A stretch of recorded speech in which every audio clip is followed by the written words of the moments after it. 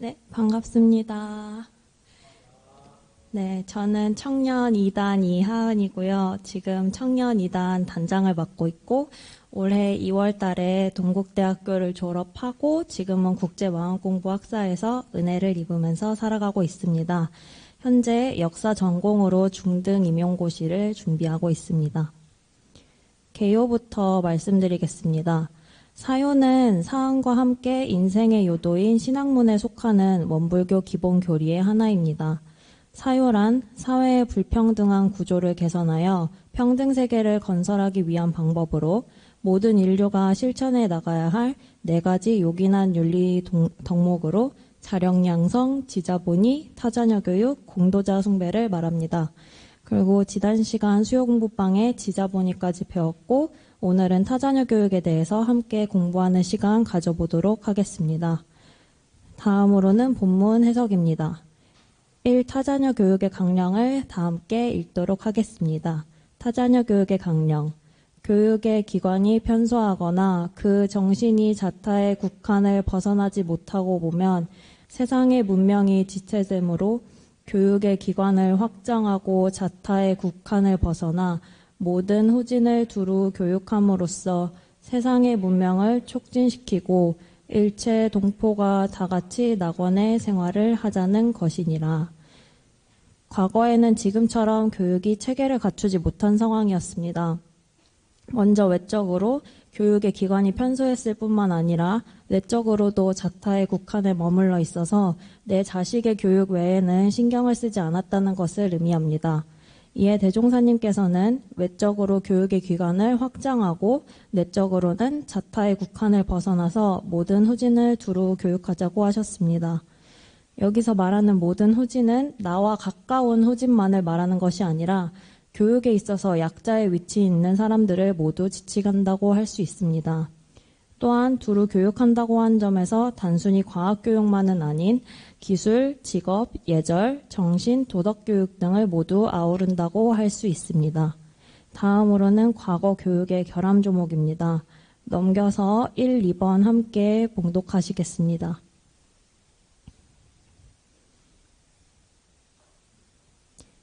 1.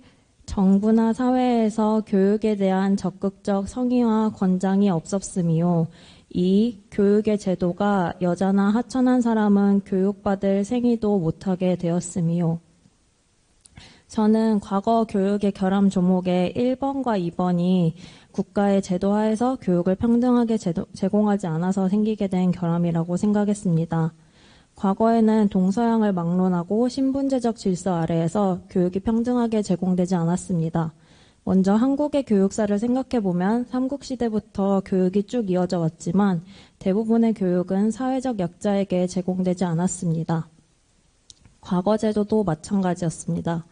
양민이라면서 과거를 볼 수 있는 기회가 주어졌지만 현실적으로는 볼 수 있는 상황이 아니었습니다. 서양에서도 중세 시기에는 주로 수도원을 위주로 교육이 진행되었고 대부분 거기에는 귀족의 자제들이 입학했기 때문에 일반민들은 접근하기 어려웠습니다. 이번과 같이 여자와 하천한 사람에게는 더욱이 교육의 기회가 주어지지 않았습니다.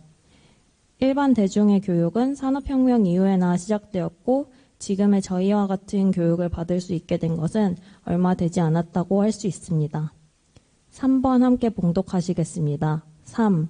개인에 있어서도 교육을 받은 사람으로서 그 혜택을 널리 나타내는 사람이 적었으며 과거에는 교육을 받은 사람들이 타자녀 교육에 적극적이지 않았습니다. 과거 지식은 권력과 연결되는 것이었습니다. 세종대왕은 훈민정음 서문에서 어리석은 백성들을 어여삐 여겨서 새로 28자를 만들었다고 밝히고 있습니다. 하지만 한글 창제 당시에 선비들의 반대에 부딪혀서 수월한 진전은 어려웠습니다. 이처럼 과거에는 교육을 받은 사람들에 의한 지식의 공유가 제대로 이루어지지 않았다는 것을 알 수 있습니다. 저는 지금 임용고시를 준비하고 있는데요. 공부를 하다 보면 내가 왜 공부하고 있지? 라는 생각이 가끔 올라옵니다. 하지만 그때마다 내가 지금 공부를 열심히 하지 않으면 훗날 학생들을 가르칠 때 있어서 좀 제대로 가르칠 수 없겠다라는 생각을 하면서 마음을 다잡고는 합니다. 교사가 되겠다는 마음을 제가 먹었으니까 저는 제가 받은 교육의 혜택을 널리 알려서 후진 양성에 힘쓰도록 노력해야겠습니다. 다음은 4번입니다. 4. 언론과 통신기관이 불편한 데 따라 교육에 대한 의견 교환이 적었음이요. 과거 언론과 통신기관이 발전하지 않았던 것에 따라서 교육에 대해 의견을 교환할 수 있는 장이 마련되어 있지 않았습니다. 이에 대한 예시로 조선시대 과거에는 비정기적으로 임금의 명으로 시행되는 시험이 있었지만 보통은 지방까지는 그 명이 하달되지 않아서 한양에 거주하는 사람들에게 주어지는 특별 기회처럼 생각되었던 것을 들 수 있을 것 같습니다. 하지만 최근에는 언론과 통신이 많이 발전해서 집에서도 내가 배우고 싶은 것을 찾아서 잘 배울 수도 있습니다. 다음 5번 함께 봉독하시겠습니다. 5. 교육의 정신이 자타의 국한을 벗어나지 못한 데 따라 유산자가 혹 자손이 없을 때에는 없는 자손만 구하다가 이루지 못하면 가르치지 못하였고 무산자는 혹 자손 교육에 성의는 있으나 물질적 능력이 없어서 가르치지 못하였음이니라. 과거에는 교육은 개인과 가정의 문제라는 생각이 만연해 있었습니다. 이에 따라서 앞서 보신 바와 같이 국가에서 적극적인 성의와 권장이 없었던 것입니다. 하지만 개인적인 차원에서는 자타의 국한을 또 벗어나지 못했기 때문에 재산이 넉넉한 사람들은 자손이 있을 때만 가르치고 타자녀에 대한 신경은 쓰지 않았습니다. 반대로 재산이 넉넉하지 못한 사람은 자기 자식 교육을 시키고 싶어도 경제적 이유에 부딪혀서 교육시키지 못한 상황이기도 했습니다. 다음은 타자녀 교육의 조목입니다. 요즘에는 과거 교육의 결함 조목은 거의 없어지고 교육에 대한 기회가 많아진 시대라고 할 수 있습니다. 대종사님께서는 타자녀 교육의 조목을 보면 개인적 차원, 국가 사회적 차원, 교단적 차원에서 해야 할 일에 대해서 말씀해 주시고 있습니다. 1번 함께 봉독하시겠습니다. 1. 교육의 결함 조목이 없어지는 기회를 만난 우리는 자녀가 있거나 없거나 타자녀라도 내 자녀와 같이 교육하기 위하여 모든 교육기관에 힘 미치는 대로 조력도 하며 또는 사정이 허락하는 대로 몇 사람이든지 자기가 낳은 셈 치고 교육할 것이요. 대종사님께서는 여기서 힘 미치는 대로 조력하라고 말씀하셨습니다. 이는 나의 형편에 맞게 후진 양성을 위해 할 수 있는 것을 찾으라는 뜻입니다. 여기서 조력은 직접적으로 할 수도 있고 간접적으로 할 수도 있겠죠. 간접적인 조력의 대표적인 것이 지금 저희 안암교당에서 하고 있는 학사 마련 바자회에 참여하는 것이 아닐까 생각합니다. 작년에는 코로나 상황으로 인해서 진행하지 못했지만 제가 지금 살고 있는 국제마음공부학사는 교도님들의 은혜가 가득 모여서 이루어진 곳입니다. 교도님들께서 매년 정성스럽게 바자회에 참여해 주시고 매주 학사 기금 마련도 해주셔서 학사를 거쳐간 많은 학생들이 교육을 편하게 받을 수 있도록 해주셨으니 말입니다. 또 과거에는 유산자가 자손이 없을 때에는 자손만 구하다가 구하지 못하면 가르치지 못했다고 하였습니다. 하지만 타자녀 교육의 조목에서 대종사님께서는 자기가 낳은 셈 치고 교육하라고 말씀하셨습니다. 우리는 관계 속에서 살아가고 있습니다. 우리는 누구와도 연결될 수 있는 사회에 살고 있고 이 때문에 후진을 양성할 때에는 내가 낳은 셈 치고 정성을 들여서 교육을 도와야 한다는 말씀을 하셨다는 생각이 들었습니다. 2번 함께 읽겠습니다. 2. 국가나 사회에서도 교육기관을 널리 설치하여 적극적으로 교육을 실시할 것이요. 현재 우리나라는 2009 개정교육과정 이래로 중학교 3학년까지가 의무교육기관으로 정해져 있습니다. 고등학교 기간은 선택교육과정으로 편성이 되어 있지만 그래도 어느 정도는 국가에서 학생들이 교육을 받을 수 있도록 지원해주고 있다는 것을 의미합니다. 과거 교육의 결함에서는 정부나 사회에서 교육에 대한 적극적인 성의와 권장이 없었는데 이를 개선하기 위해서 국가나 사회에서도 교육기관을 널리 설치하라고 말씀하신 것이 아닐까 합니다. 여기서 말하는 교육기관이 비단 형체가 있는 장소만을 말하는 것은 아닐 겁니다. 최근에는 전 세계 대학 수업을 온라인으로 들을 수 있도록 무크 시스템이 잘 갖춰져 있습니다. 한국에서도 K무크로 대학의 강의들을 들을 수 있게 제공하고 있습니다. 이처럼 국가나 사회에서 적극적으로 교육을 실시하려는 노력을 하고 있음을 알 수 있습니다. 3번 함께 읽겠습니다. 3. 교단에서나 사회, 국가, 세계에서 타자녀 교육의 조목을 실행하는 사람에게는 각각 그 공적을 따라 표창도 하고 대우도 하여 줄 것이니라. 마지막으로 교단 차원에서의 타자녀 교육에 대해서 알아보고자 합니다. 원불교에서는 3대 사업으로 교화, 교육, 자선을 뽑을 만큼 교육을 중요하게 생각하고 있습니다. 다음은 정산종사법어 제4경륜편 4장에 나온 본문인데요. 여기선 유일학림에 대해서 말씀하고 계십니다. 그래서 유일학림에 대해서 그대들은 먼저 유일의 참뜻을 알아서 유일한 목적과 유일한 행동과 유일한 성과를 얻으라 라는 말씀을 해주시고 계십니다. 정산종사님 당대에는 교단 형편이 굉장히 어려웠다고 합니다. 정산종사님께서는 물론 청부에 계신 여러 선진님들은 밥을 굶어 가시면서 교단을 이끌어 가셨습니다. 이 때문에 대중들이 회의를 해서 유일학림을 쉬자는 이야기까지 했지만 정산종사님께서는 거부하셨습니다.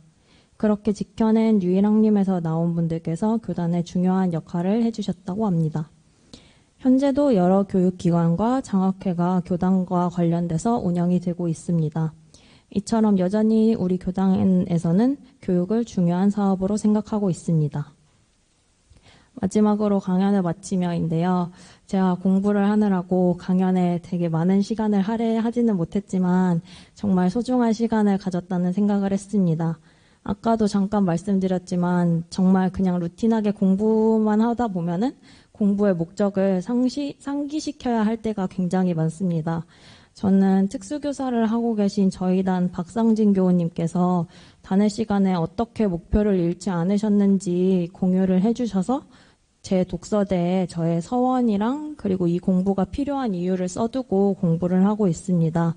그렇게 매일매일 제가 써둔 목표를 읽는 것도 좋겠지만 오늘처럼 강연을 통해서 교육에 대해서 내가 어떤 마음을 가져야 하는지 다시 한번 느낄 수 있어서 참 은혜로운 시간이었던 것 같습니다. 특히나 제게는 자기가 나은 셈 치고라는 말이 참 많이 와닿았습니다. 제가 자식이라고 생각하고 가르친 학생들이 세상에 나가서 인재가 될 수 있다면 그거 생각만으로도 참 행복한 일인 것 같습니다. 그렇게 멋진 학생들을 가르칠 수 있도록 저부터 멋진 교사가 되도록 노력하겠다는 다짐의 말씀을 드리면서 이만 강연 마치도록 하겠습니다. 감사합니다.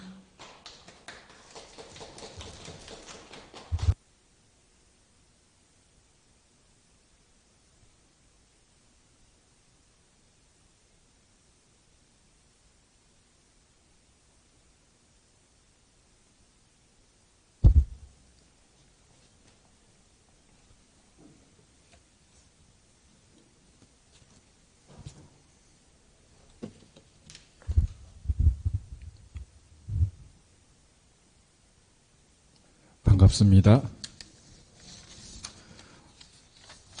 오늘 이하은 교우가 오늘 강연에 제일 관련이 좀 깊고 적당한 우리 청년이었던 것 같아요. 지금 교사를 준비하고 있고 우리 안암교당의 중요한 비전 중 하나인 인재 양성과 관련된 국제마음공부 학사에서 한 4년 정도 있었죠? 예. 6년. 예.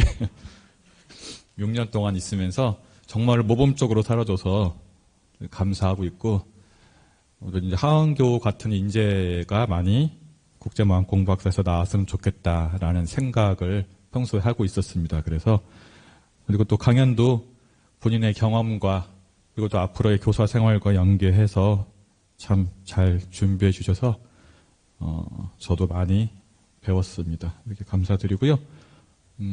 오늘 타자녀 교육에 대해서 함께 공부해 보면은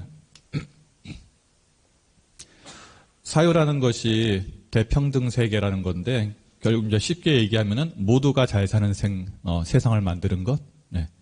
근데 모두가 잘 사는 세상이라고 하면은 좀 너무 멀어 보이잖아요. 가깝게 하면은 내가 속한 직장을 잘 살게 하려면 이 네 가지가 필요하잖아요. 직장에서 자력 없는 사람이 있으면 내가 대신 해야 되잖아요. 그렇죠? 건강이 안 좋아서 결근해버리면 내가 해야 되고, 그리고 몇 년을 배웠는데도 자기 업무를 모르면은 그것도 힘들잖아요. 그렇죠? 지자본의가 안 되면은, 예. 그래서 자력 양성을 통해서 인권 평등이 이루어지고, 그 다음에 지자본의를 통해서 지식 평등이 이루어지고요. 근데 오늘 함께 배우실 타자녀 교육을 통해서는 교육 평등이 이루어지는 겁니다. 기회는 균등하게 줘야죠. 거기서 나오는 결과는 다를 수 있겠지만은, 이제 교육 평등에 대한 이야기인데, 타자녀 교육의 강령을 보면은, 이렇습니다. 두 가지예요. 교육의 기관이 편소하거나 그 정신이 자타의 국한을 벗어나지 못하면은 세상의 문명이 지체된다. 발전하지 못하는 거예요. 교육이란 것은 이제 세상을 발전시키는 건데, 그러니까 근데 그 세상을 발전시키는 그 교육이 두 가지 바퀴로 가는데, 하나는 교육기관이 일단 많아야 돼요. 그렇죠? 그리고 두 번째는 자타의 국한을 벗어나야 돼요. 그러니까 교육기관이 많은 것은 외적인 조건, 자타의 국한을 벗어나는 것은 내적인 조건. 이 두 가지가 충족이 되어야지 어떻게 된다? 낙원 생활을 한다. 행복해진다. 그거잖아요. 그렇죠? 근데 지금 보면은 이런 것 같아요. 교육기관은 확장이 됐어요. 편소하지가 않아요. 그렇죠? 지금 학령 인구가 급감을 했어요. 학령 인구라고 하면은 초중고 학생들이잖아요. 예. 사실은 이제 대학생까지예요. 만 6세부터 21세까지인데, 그것이 1990년도에는 996만 명이었어요. 근데 지금은 604만 명이에요. 한 400만 명 줄었잖아요. 그래서 저도 나이가 많지 않았지만은 제가 학교 다닐 때는 오전 오후반이 있었거든요. 예. 제가 그렇게 엄청 나이가 든 사람은 아닌데, 그때만 해도 한 학급에 한 60명 정도 되고 오전 오후반이 있어가지고, 깜빡 잊어버리면은 오후에 학교 가야 되는데 오전에 가기도 하고, 그랬던 기억이 있는데요. 그랬는데 지금은 어느 정도냐면은 제 자녀들은 이제 지금 시골에서 학교 다녔는데 전교생이 한 50명인가 밖에 안 돼요. 그래서 처음에 다녔던 학교는 1학년 때 같이 다녔던 학생들이 6학년까지 같이 가게 되는, 한 학급이 한 6명 정도 되는 소규모 학교를 다녔거든요. 이렇게 바뀌고 있어요. 그래서 저기 나온 지도가 뭐냐면, 저 빨간색이 지금까지 1969년부터 현재까지 해서 폐교된 학교들이에요. 3,832개가 학교가 없어졌어요. 생각보다 많죠, 여러분들. 교사를 준비하고 있는 하원교 좀 걱정도 되죠. 근데 앞으로 이게 더 가속화되잖아요? 그럼 초등학교만 줄었냐? 대학교는 더 난립니다, 대학교는. 이런 말들이 있어요. 우리 다 아시겠지만은, 벚꽃이 피는 순서대로 대학교가 문을 닫을 것이라는 얘기가 있잖아요. 그렇죠? 그래서 지방대부터 소멸이 될 것이다. 실제로 이번에 보니까 학생 수를 못 채운 학교들이 꽤 많았거든요. 정원에 한 70%밖에 못 채운 학교들이 많았어요. 근데 앞으로 몇 년 지나면은 지방에 있는 거의 대부분 학교들은 정원을 못 채울 거고, 정말로 문은 닫는 학교들이 많이 나올 겁니다. 그래서 이렇게 있어요, 요새. 대학 홍보에 수능 없이 입학 가능하다. 모든 신입생에게 매년 300만 원 지원한다. 그리고 입학하면은 아이폰하고 에어팟, 무조건 준다. 이렇게 할 정도로 대학생들이 대학과 그리고 학생 수 간의 불균형이 생겼어요. 그러니까 교육기관이 편소하다는 것은 이제 해결이 된 거죠, 어느 정도. 근데 그래서 그러면 이제 과거의 교육의 결함 조목은 사실은 거의 해소가 됐어요. 제가 보기에는. 그런데 5번은 해소가 안 된 것 같아요, 제가 보기에. 우리가 뭐 타자년을 교육한다고 하지만은 실제로 직업에 있어서 하는 거하고 정말로 타자년 교육하고 다른 거잖아요. 교사가 다른 사람 가르치는 것은 직업이니까 가르치는 거지. 예. 타자년 정도 되려면 제가 보기에는 입양 정도 하면은, 저는 그래서 그 타자년 교육을 보면서 입양을 해야겠다는 생각했었거든요. 근데 제가 자력이 부족해서, 제가 정토하고 상의하니까 정토는 내가 난 자식도 키우기 힘들다. 타자년은 어렵다. 예.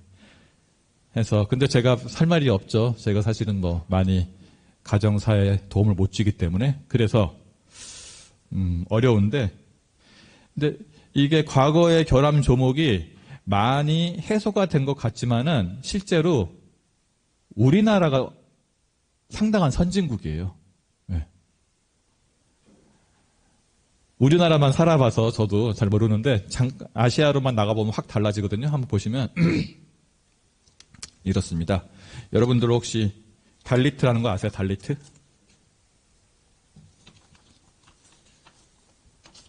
달리트라는 것이 뭐냐면은 인도의 달리트라고 불리는 사람들이 있어요. 여러분 이렇게 얘기하면 알 거예요. 아마 카스트 제도에서 카스트 제도 자체에도 못 들어가는 불가촉 천민. 예. 이제 이 달리트라는 것이 뭐냐면은 카스트 제도의 모든 계급보다 아래에 위치한 카스트 제도에도 들지 못하는 계급. 근데 이제 이 사람들이 이렇게 얘기한대요. 오염을 다루는 전문가. 그러니까 오염을 다루는 전문가 하면 뭔가 좋은 것 같지만은 더러운 일은 다 맡아서 한다는 거예요. 그래서 이 달리트들이 담당하는 것이 시체 처리, 가죽 수리, 길거리 청소, 구식 화장실 분뇨 처리, 농장 머슴, 요리사인데 제일 밑에 단계예요. 음식물 처리하는 요리사. 이런 것들을 맡는 것이 이제 달리트인데, 이게 인도 전체 인구에 얼마나 될까요? 16.3%래요. 1억 6천만 명. 그러니까 이 달리트들은 타고난 신분 때문에 교육에서 소외가 되어 있어요. 먹고 살기도 힘든데 교육 못 받잖아요. 네. 그래서 대다수의 이 달리트의 부모들은 문맹이고 이 달리트에 속한 아동들은 교육에서 소외되어 있어요. 인도 인구에서 1억 6천만 명이 제대로 된 교육 못 받는 거예요. 우리나라를 생각하면 안 돼요. 대종사님이 이 법을 짠 것이 우리나라 대상으로 짠 게 아니잖아요. 전 세계를 봤을 때는. 하나 더 이제 보시면은 인도가 인구가 많으니까 교육 불평등이 심한데, 아까 대종사님께서 하층민과 여자가 교육에서 많이 소외가 됐다고 했잖아요. 인도는 아직도 그게 유지가 되고 있어요. 델리주의 전체 아동의 17%가 이 달리트예요. 불가촉 천민. 예. 근데 이 17%가 불가촉 천민이고, 또 인도 델리주의 아동의 12%는 소수 종교에 해당해요. 인도에서 소수 종교는 뭘까요? 인도는 힌두교니까 무슬림이에요. 네. 그러면은 이 달리트하고 소수 종교에 해당되는 무슬림의 자녀들은 낮은 사회적 계급과 종교의 차이로 인해서 거의 교육에서 많이 소외가 되고 있어요. 네. 근데 여기다가 여아들, 예. 이 달리트면서 소수 종교예요. 예. 불가촉 천민이면서 무슬림이면서 여자면은 인도에서는 아직 남녀차별 심하니까 거의 교육을 못 받는다. 예. 그러니까 지금 우리나라는 해소된 것 같지만은 전 세계적으로는 해소가 안 됐죠. 방글라데시, 지금 인도 얘기한 거예요. 인도에서 지금 1억이 넘는 사람들이 아직 교육에서 소외되어 있고, 방글라데시의 쿨라 권역이라는 데는 이제 방글라데시 수도에서 한 350km 정도 떨어진 데인데, 여기도 이제 카스트 제도의 최하층민들이 있고, 또 여기는 뭐냐면은, 사이클론, 태풍의 영향을 자주 받는데요. 그러면은 계속 재해가 일어나잖아요. 그럼 재해가 일어나면 그 재해를 복구하는데 많이 돈도 없는데 거기다가 재해가 일어나면은 가지고 있는 에너지를 교육이 아니라 재해 복구하고 먹고 사는 데 쏟게 되잖아요. 그래서 여기들은 이제 당연히 교육에서 소외가 된다. 네. 이 방글라데시가 이렇고요. 또 하나 보면은 여기는 네팔이에요. 2015년에 네팔의 지진이 아주 크게 났거든요. 그래서 이 지진 피해가 컸던 네팔의 고르자가 지역, 이쪽에서는 고르카 지역에서는 이 지진 피해 때문에 얼마 없는 학교들도 다 무너져가지고 이 복구 이 때문에 교육을 못 받고 있어요. 네. 그 다음에 또 보면 아프리카를 보면은 생각보다 그게 많다는 거예요. 아프리카의 짐바브웨 같은 경우에는 어떤 거냐면은 5세에서 49세의 사람들의 15% 정도가 에이즈에 걸려 있어요. 네. 그럼 어떻게 되겠어요? 에이즈에 걸리면 부모가 평균 이게 수명이 짧아요. 부모가 일찍 돌아가요. 그럼 어떻게 돼요? 고아가 많을 거 아니에요. 15%가 사망하니까. 예. 그래서 고아가 많아서 교육을 못 받고, 그리고 책 보급률이 30명당 한 권이래요. 예. 그래서 교실이 없어서 저기 보면은 야외에서 수업하고, 예? 헛간에서 수업을 하고 있는 상황이에요. 예. 지금 현실이. 예. 마사이족, 아프리카. 마사이족은 유목 생활을 해요. 저기 같이. 유목 생활을 하게 되면 어떻게 돼요? 계속 이동하잖아요. 네. 그러니까 이제 교육을 잘 못 받죠. 그래서 문맹률이 90%. 제가 이렇게 얘기하는 것은 우리나라는 교육의 결함 조목이 많이 사라졌지만은 전 세계적으로 봤을 때 특히 이 아시아나 아프리카 쪽에는 아직도 교육의 불평등, 교육의 격차가 존재한다. 예. 그럼 어떻게 해야 돼요? 우리가 도와줘야 되잖아요. 근데 우리가 지금 삶에 바쁘다 보면은 많이 잊고 살게 되죠. 예. 그래서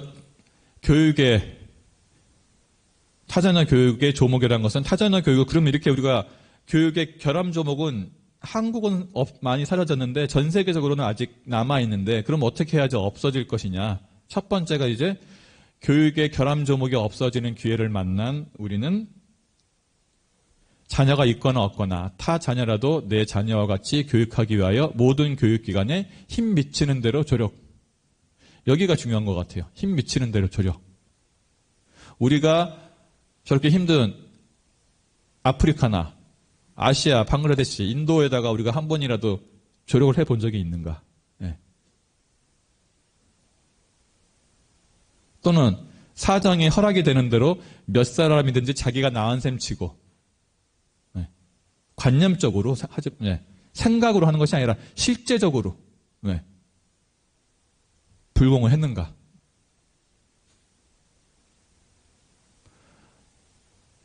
우리가 코로나 때 보면은 그때 우한에서 우리 동포들이 왔을 때 그 동포들도 수용이 안 되잖아요, 잘. 그죠?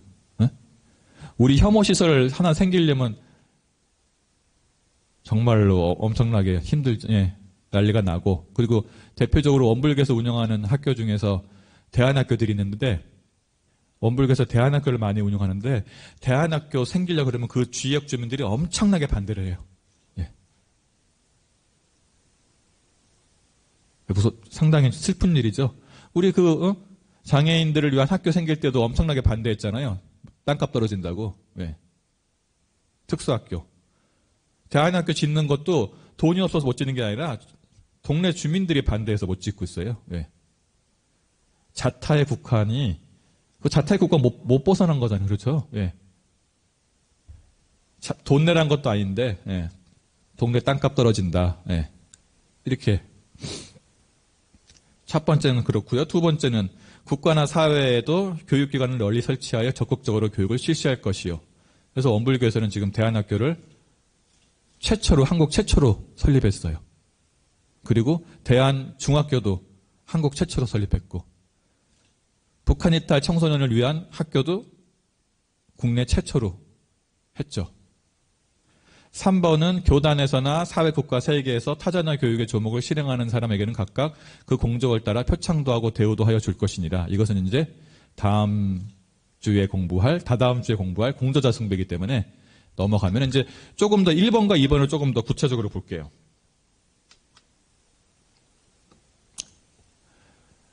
제가 2017년도에 봤던 다큐멘터리인데 입양 행복한 동행.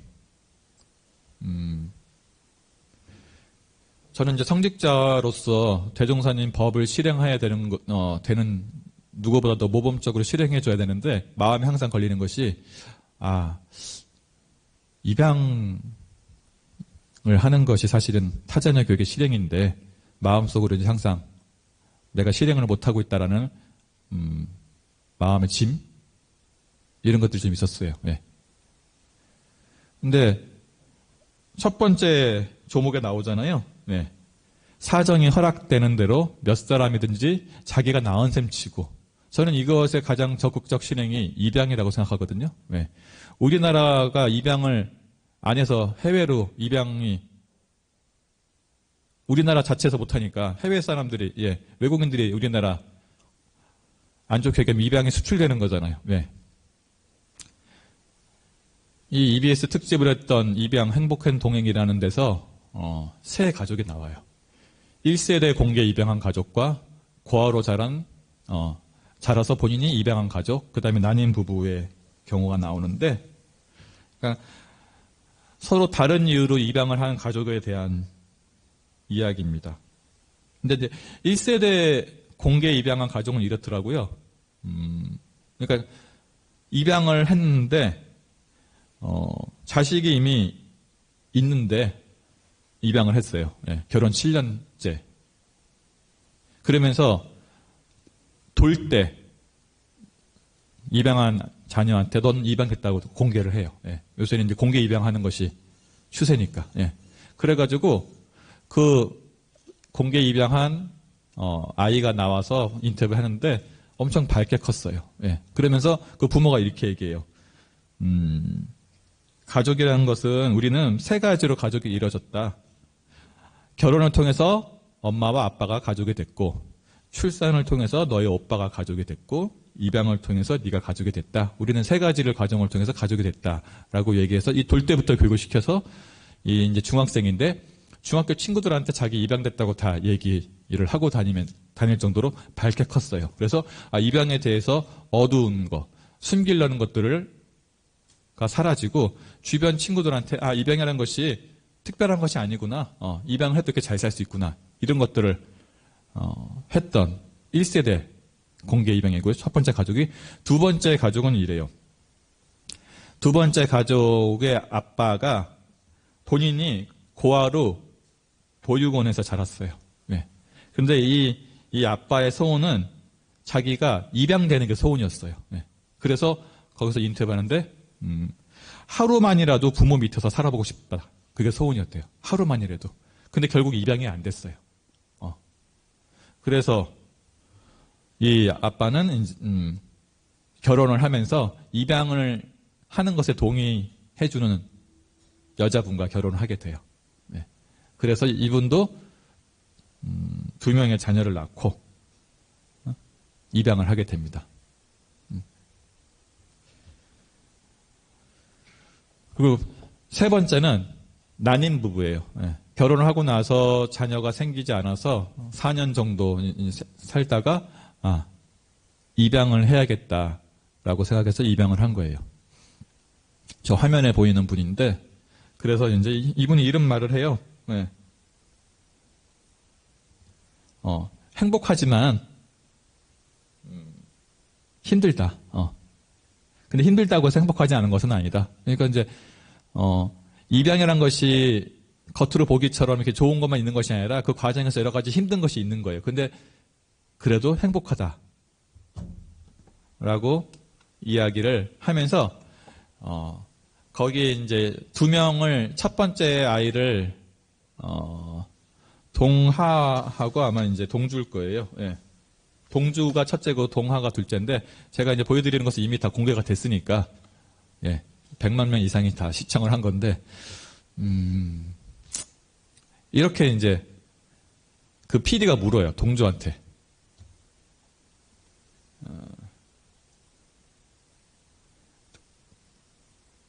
동주는 동화의 동생이야? 라고 물어요. 그러니까 이제 동화한테 물어요. 이제 동화가 첫 번째 입양되고 두 번째로 동주가 입양됐는데, 동주는 동화의 동생이야? 라고 물어봐요.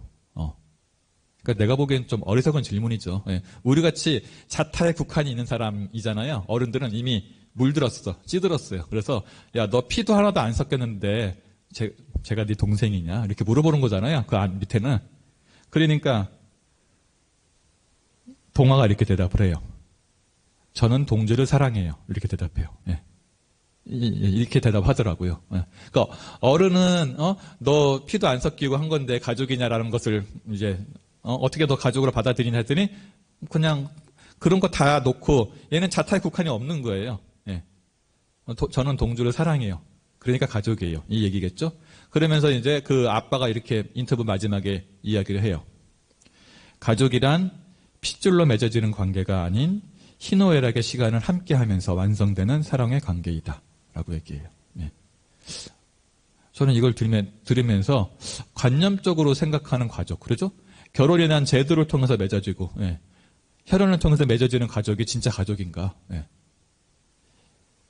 그러니까 즐거움도 함께하고 고생도 같이 하면서 사랑을 쌓아온, 서로 노력하면서 만들어간 사람이 가족이다. 여러분들 지금 학사에서 기쁨도 같이 하고 슬픔도 같이 해서 가족같이 지내잖아요. 가족 아니에요? 네. 그게 가족 아닌가요? 네. 같이 사는데 서로 휴대폰만 하면서 밥 먹을 때 서로 쳐다도 안 보고 밥도 한 끼도 같이 안 먹고 이게 가족인가? 저는 생각을 해보거든요. 가족이라는 것이 법적으로 정해내는 것이 아니라 실제로 사랑을 서로 주고받느냐, 그것이 가족 아닌가? 예. 근데 우리 지금 이 어린 동화는 그런 자타의 국한을 벗어난 거죠. 예. 그러니까 가족이다. 사랑하니까. 예. 이 정도는 돼야지 자타의 국한을 벗어난 거 아닌가. 제 스스로 반성하는 거예요. 우리가 종교의 성직자가 많이 빠지는 것이 관념적인 거거든요. 교류적으로 아무리 안 와도, 예. 내 옆집에 있는 사람 한 명도 수용을 못하고 내 직장에 있는 사람 한 명도 수용을 못하면은 관념적으로 이해하는 것이지 실제적으로는 자타의 국한 속에서 살아가는 거죠. 예. 나 하나만 그냥 집중해가지고 조금이라도 주변 사람이 나한테 피해 줄까 봐 아주 민감하게 살아가는, 예, 이런 그것을 현명하다고 생각하는 사람도 있잖아요. 그죠? 조금이라도 피해 안 보고 그것이 그런 것 속에서 자타의 국한을 벗어날 수가 있는가? 예. 사실적으로 자타의 국한. 예. 내 주변에 있는 사람들과 나는 얼마나 소통하고 있고 그 사람들의 아픔을 얼마나 느끼고 있고, 예? 그 사람이 힘들어할 때 얼마나 도와줄 수 있는 것인가. 어떻게 해서든지 내가 조금이라도 피해 안 받으려고 피하고, 예? 이렇게 하는가. 저는 제 스스로 많이 반성을 해요. 예. 내 옆에 있는 직장 동료, 내가 사는 이웃하고도 소통이 안 되는데 어떻게 자타의 국한을 벗어날 수 있는가. 그것이 안 되면 자타의 국가는 관념 속의 구호에 불과하다. 예.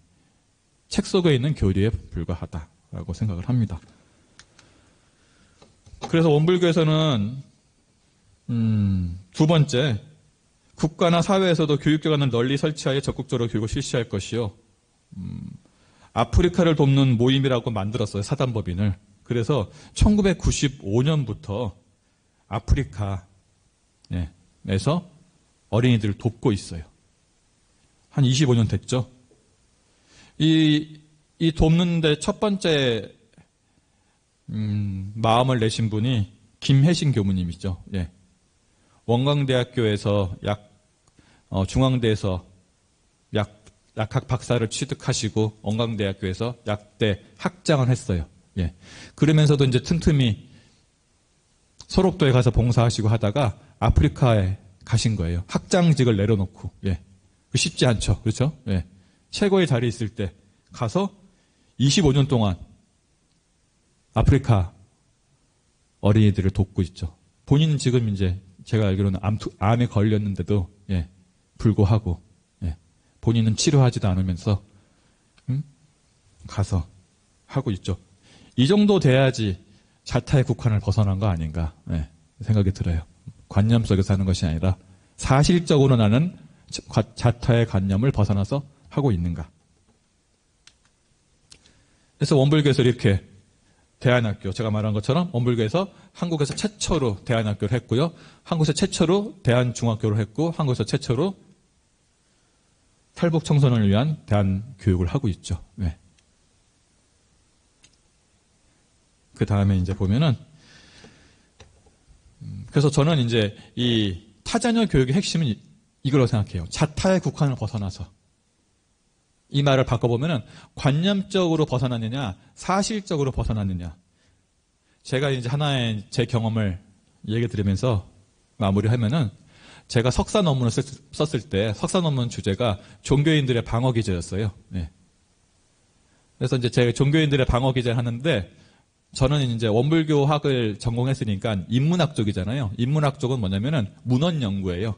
책들을 봐가지고 연구하는 건데 제가 이제 심리학에 관심이 있어서 심리학 쪽은 사회과학이에요.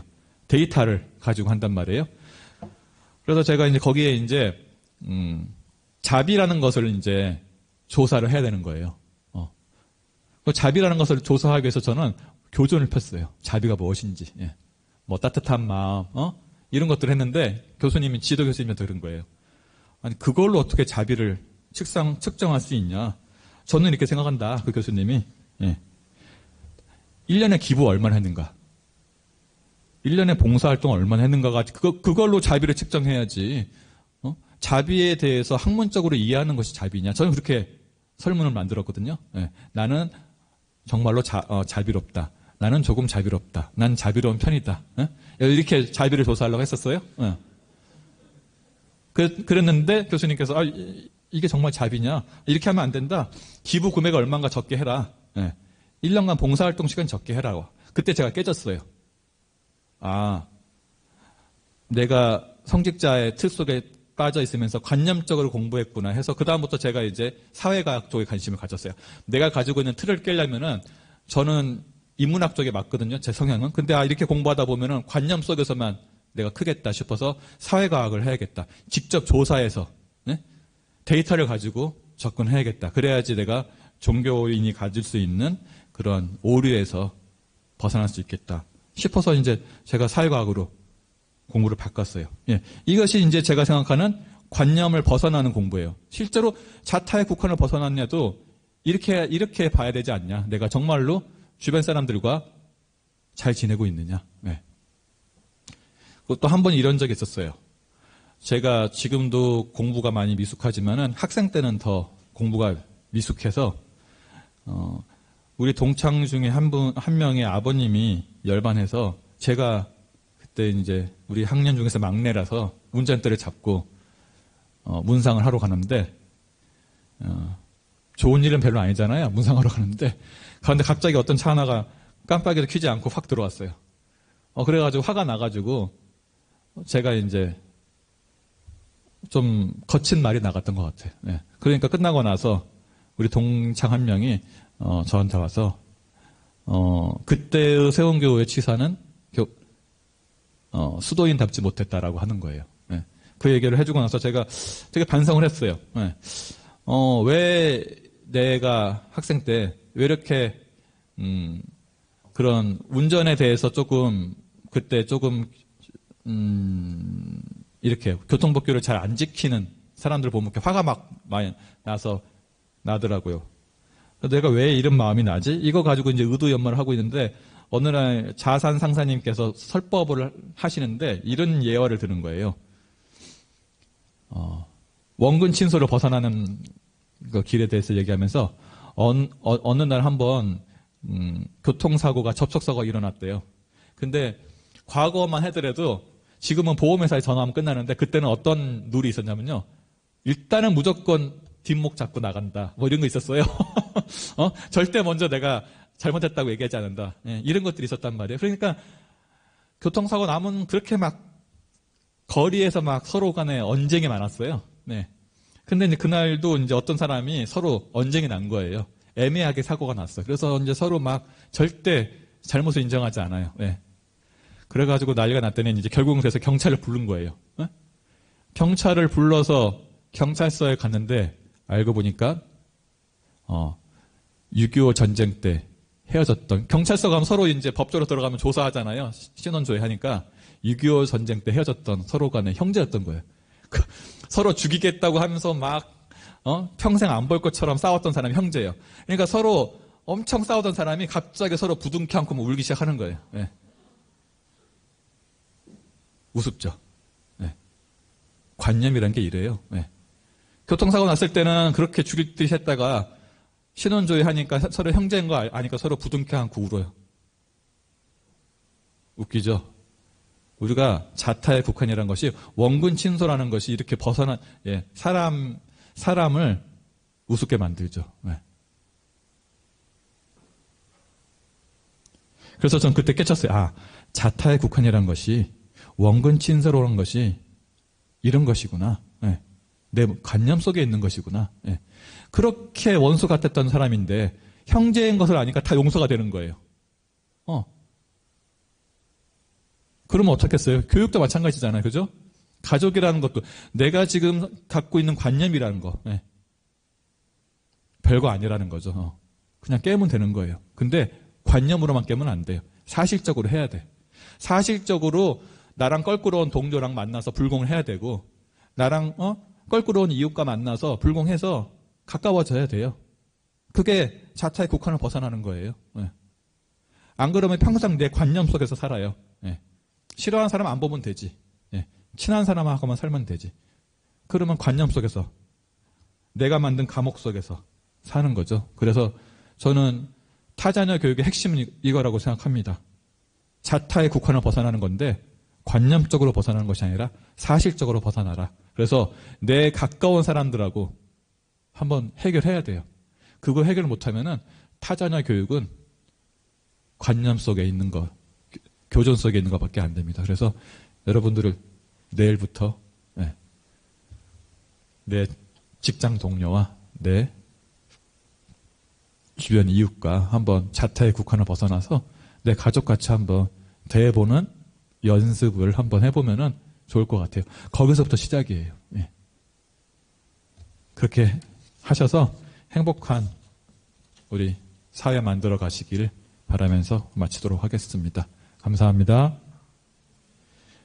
질문 있으시면 질문 받겠습니다. 네.